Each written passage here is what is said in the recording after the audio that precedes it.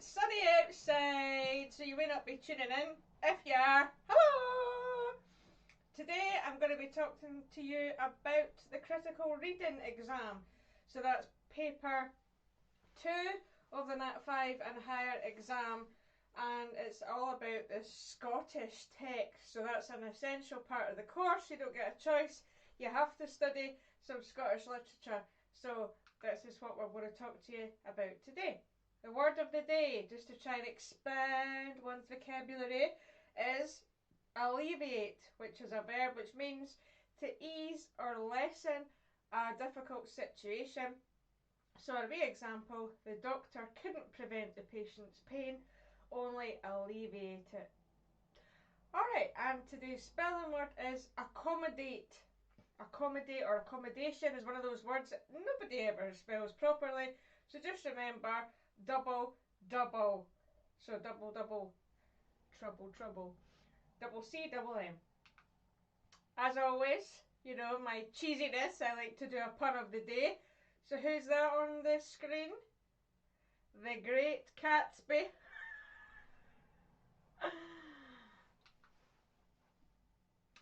Alright, so the higher and Nat 5 critical reading exam. Paper 2. Basically, you get an hour and a half. Some of you may get a bit more if you've got a specific support need. It's worth a total of 40 marks. Remember, every mark is a percent, so 1 mark is 1% of your final grade. So this is a huge deal, this paper, because it's worth 40 marks. There's 2 elements to it. So section 1 is the Scottish text. That's what I'm focusing on today, which is worth 20. So basically that's a textual analysis where you're going to be studying a genre of literature such as prose, drama or poetry. And section 2 is you have to write a critical essay. They're both worth 20 marks. Right, so what Scottish text will you be studying? Well, that's basically prescribed by the SQA. There is a list on the SQA website of all the different literature and all the different texts you can study. But primarily, the school will decide. Your teacher will decide, or the head of department for English will decide what you're studying that year. You don't really get a say, I'm afraid. And there's obviously lots of different texts. There's a list for Nat 5 and there's a list for higher on the same page. But there are some texts that you can do for both levels. So a very popular one is the Carol Ann Duffy poetry. So if you are studying that, you could do that for National 5 or higher.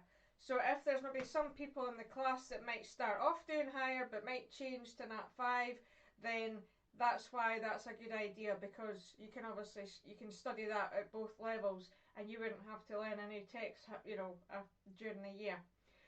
So some of them can overlap. So as I've mentioned, some of the poets, if you're doing poetry, that's one of the options. Then you'll be studying 1, 2, 3, 4, 5, 6 poems. You have to learn all 6. You get the whole year to do it though, don't worry. And on the day of the exam, one of those poems will be in front of you. You don't know which one it's going to be. There is no rhyme nor reason. You can't just sort of guess, well, that's not been around, or that one was last year's. It's just one of the random 6 poems. Basically, 20 marks. From that, 10 if you're higher, or 12 marks if you're doing that 5 of that 20 marks will focus on that one poem. The remaining marks will be what's called the comparison question, where you to compare that poem with any of the others or multiple of the others. It'll become clearer later. Prose. Prose is another option. Now there's 2 options for prose. You can either study 4 short stories, which is very similar to what I've just talked about with the poetry. So if you're doing the 4 short stories, there'll be an extract from one of them. It won't be the whole story. There'll be an extract, so just a section from that story, and then 10 or 12 marks will focus on that story. The remaining marks will be where you have to compare that story to the others. Another option for prose is to study one big novel, right? Obviously that's going to depend on your teacher. If you're studying a large novel or one text, then again it's just an extract from it. So you don't know where in the text it will be, beginning, middle, end. You don't know what the question is. I'm going to talk about that later. And again, the questions, 10 or 12 of the 10 or 12 marks will be determined on that passage, and the remainder will be the rest of that book. Alright, so say it's how a character is presented in this extract, it would be describe how that character changes later or something like that. Drama's very similar. If you're doing a whole play, it's the same format. So you would get a section from that play, and most of the marks would come from that, roughly half, and then the remaining marks will be comparing whatever the question is to the rest of the play. So say it was a theme. How is the theme of betrayal shown in this extract, and then discuss how it's shown throughout the rest of the play. You get the idea. Alright, so a little bit more about the exam. So if you're doing poetry for your Scottish text, if you're doing Carroll and Duffy, say, then you're not allowed to do poetry for paper 2. So when you're doing your critical essay, you wouldn't be allowed to write on a poem if you're doing poetry for paper 1. Alright, so basically there have to be two different genres of literature. So if you're doing poetry for paper 1, you might do a short story or a novel or a play for paper 2, and vice versa.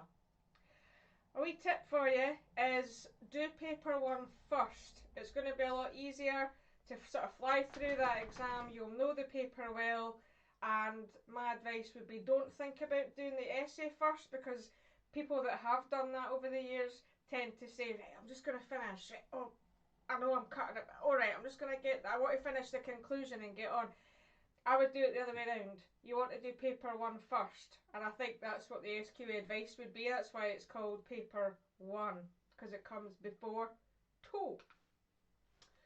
So what sort of questions are you going to expect in this exam? This exam is primarily really just based on analysis questions. So that is looking closely at the text or texts and discussing the techniques and the style of the writer.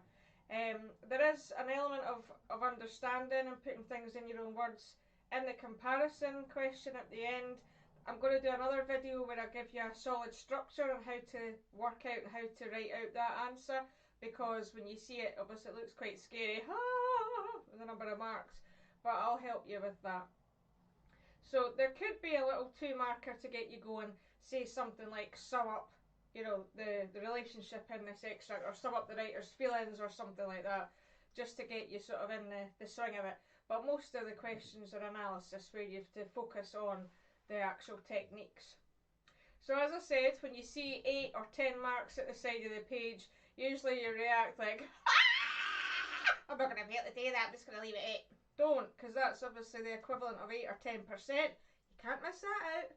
So, it can look scary, but there is, your teacher or myself will give you sort of step-by-step instructions on how to tackle it. You break it down into little sections, into smaller, manageable chunks, so it doesn't look as scary. So, looking at the comparison question then, the big scary 8 or 10 marker, 8 is if you're doing that 5, 10 is if you're doing higher. The comparison question, the questions will be based on what genre of literature you're studying. So there could be questions on theme, that's a common one, or the development or change of a character. So obviously that may be in poetry, or it could be in a novel, play, short story. Similarly, there could be a question about looking at the relationship between two characters. Setting, so the importance of setting in a particular piece of writing, or in a short story. It could be a poem, could be a novel, whatever. Mood, obviously that again could be any genre, so how a particular atmosphere or mood is conveyed. And it could hone in on a particular technique, which can be a little bit tricky because you have to make sure that you've memorised enough to cover that yourself. So if it's poetry, for example, it could be write about the use of imagery and how effective that is, or narrative style, or it could be a contrast. In a poem, in poetry, it could be happiness, sadness, past, present, these sorts of things. Or the question could be asking about how does this poem or short story look at personal experience, compare it to the others, that sort of thing. So here's some sample questions from previous papers. So if you're doing drama, as I've said, theme could come up, relationships could come up. So here's an example of what the questions look like. So this one is, the relationship between father and son is an important theme in the play, with close reference to this extract, so that's the one in front of you on the day, and elsewhere in the play, so that's everywhere else, beginning, end, middle, depends where the extract's from. Show how that relationship is explored. Or, gender is an important theme in this extract. With reference to this and elsewhere, how does that theme of gender, how is it explored? So that's a sort of sample question. Prose, very similar. So with close reference to this extract and elsewhere in the novel, how does the character of, how are they presented? So again, just look at how they behave in the extract and then discuss it elsewhere. Once you get the sort of structure on what to do, it'll become clear. Or another example, look at this extract and at least one other by, and in this case it's Ian Crichton Smith. Show how a character comes to realise something of importance. So these are the sorts of questions. Poetry is slightly different, or it can be. So it would say something like referring to this poem and at least one other. So you get a choice. So obviously you study 6. So in this exam you can look at one other poem, 2, 3, 4, 5. You know, there's no hard and fast rule. You just want to make sure that the bits that you're picking out from the other poem or poems is relevant to the question. That's obviously the key idea. So you would say, how does the writer explore the link between past and present? So there's a contrast question. Or look at this poem and at least one other. How does the writer use image to create a striking visual impression or scene? So again, that's your imagery. And if you don't know what imagery is, have a look at my other videos. So some good news, since it's nice and sunny. You will have studied this text or this texts, if it's plural, 4 or 6, over the year. So you should know them well. So there'll be no open it, oh, I've never seen that before. You know, you have seen it. So you won't get such a surprise. You'll know you can narrow it down. It's going to be one of them. Unlike the close reading exam, where you've never seen it before, you open it, you haven't got a Scooby-Doo what it's about or, you know, what the writer's saying. So you get plenty of practice over the year as well. The not so good news is really the time that you've got, right? You are going to be really pushed for time. Remember, you've got 20 marks to find, 20 questions, well, it's not 20 questions, 20 marks to get, or try and get, plus an essay to write in an hour and a half. So it is really challenging, and you don't know what the essay question is going to be either. So it's not an easy exam, but you can do plenty of practice and be prepared for it. So in my other video I talk about the importance of using bullet points. I would always say develop bullet points are the way to go, because you'll want to cut down how much you're writing, get straight to your point so that you can finish, or you've got a much better chance of finishing, because you don't want to have chucked 6 marks away because I didn't get to that point. And obviously you have to learn the text over the year. It's easier if you do remember your quotes. Remembering quotes is not completely essential, but it does help you cut down time, and that's obviously really important, as I've said, because it does suggest that you may hopefully get to the end of the paper. So as I've said, condensing your answers, bullet pointing, you're really aiming to finish paper 1 in about 35 minutes. Sometimes it can be less if you're doing that 5, sometimes it can be a bit more if it's higher, because there's a lot more work involved. But you're aiming to try and finish before the 45-minute mark is up, because obviously you've got a whole essay to write.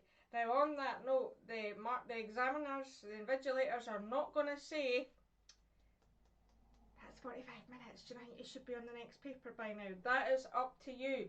So you have to be independent and in control of your own exam, right? So it's up to you to pay attention to this, or the clock on the wall. Be prepared. As I've said, it's going to be challenging this year. You have a lot of coursework to get through, but as long as you do it in baby steps over the year, you can do it fine. The worst thing to do is stick your head in the sand, forget your homework, not hand it in, not do what you've been asked. You know, you need to read the text, learn the text as you go. My advice, I've always worked with, I prefer to have annotated text, and that includes novels. I know sometimes it feels a bit, whoo, if you're writing a book, but I still do it if I'm trying to learn it for an exam. So highlight, write in it. Same with poetry or short stories. Print off your own copy. You can find them, or ask your teacher if you can pay for a photocopy if they haven't given you one. And then annotate it, keep it safe, do not lose it. Take a photo of it if necessary, if you think you might lose it, if you're not very organised, to be like myself. And keep trying to learn them over the year. You will not be able to cram English revision into the couple of days before the exam, right? Impossible. There's so much to learn and so many quotes to try and memorise for this and for your essay. So you have to do it in baby steps over the year. Yeah, so that's what I've said. Don't bury your head in the sand, because you're never going to maybe do it all in a one-off. There is help as well. You guys have got an amazing source of the internet. So obviously there's videos like myself, and there's endless websites where you can get help. Some past papers you can do and try at home yourself. Mark them yourself after it. No cheating. But there's also things like BBC Bite Size study guides online. You can buy study guides. You can buy past paper books. So there's plenty of help to get you prepared and practice before you walk in. You wouldn't, go from, I'm just going to look at a few tennis videos, I'm going to join the Olympics. It doesn't work like that. You have to practice. Same with everything. So it's the same in this. Practice your exam. Alright, I'm having a couple of days off for family commitment reasons. So I will look forward to seeing you on Monday, where we're going to look at the dreaded link question. Don't you just love it? If you haven't already done so, please join the Facebook page. In there, there's a groups page where you can ask to join and get some resources. These PowerPoints, for example, are going to be there. The presentations are also on the Aim Higher YouTube channel, so if you haven't subscribed, please do. And that's the links there. If you're not on Facebook, if you wanted to get access to the resources that I'll be putting on over the next few weeks and months ahead, trying to give you some extra work to do because I know how much you love it. If you've enjoyed this and you'd like to show your appreciation, then buy me a wee cup of tea. Keeps me going. That's the link to the PayPal page. Alright, I'd really appreciate it. So, have a fab day. Hope you now know everything you need to know about Paper 1 Scottish text, and I'll see you again soon. Bye! Alexa, play.